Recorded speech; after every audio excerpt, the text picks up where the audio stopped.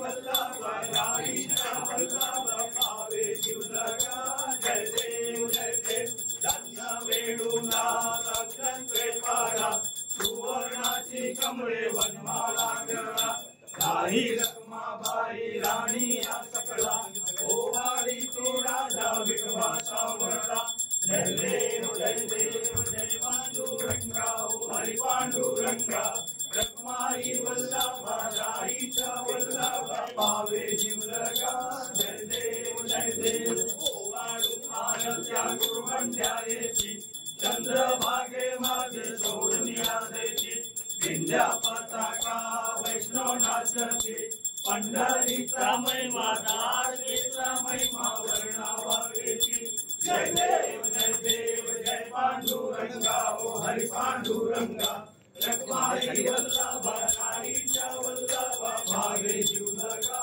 जय देव आषाढी कार्तिकी भक्त जनेची हो साधू जनेची चंद्रभागे माझे साधे करती दर्शनेला मासे मुक्ती हे स्वामी नामदेव स्वामी नामदेव भावे पार्वती जय देव जय पांडुरंगा हरी पांडुरंगा रखमाई वल्लभ राईच्या वल्लभ पावे शिवलगा जय देव आषाढी एकादशीच्या सगळ्यांना खूप शुभेच्छा आणि खरं म्हणजे आज महाराष्ट्रामध्ये सगळीकडे पांडुरंगाच्या नामस्मरणाने सर्व वातावरण भक्तिमय झालेलं आहे. सर्व वारकरी संप्रदाय त्याचबरोबर पांडुरंगाचे सर्व वारकरी या सर्व सोहळ्यामध्ये सहभागी झालेले आहेत. पंढरपूरमध्ये देखील माहोल सगळीकडे पाहतोय आपण की पूर्णपणे पंढरपूर भक्तिमय झालेलं आहे. आणि आज वडाळ्याला प्रति पंढरपूर इथं प्रति पंढरपूर बिर्ला मंदिरमध्ये आता दर्शन झालं आणि बिर्ला कॉलेज आणि बिर्ला मंदिर यांनी ज्ञानदिंडीचं आयोजन केलं.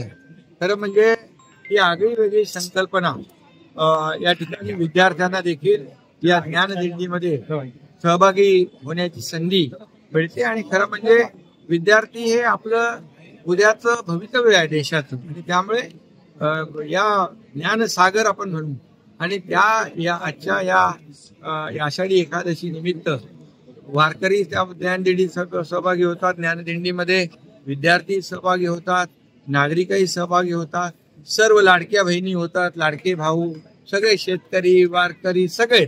आणि आज आषाढी एकादशी निमित्त सगळेच जण या भक्तीत तल्लीन झाले. सर्व पांडुरंगाचं नामस्मरण करतायत.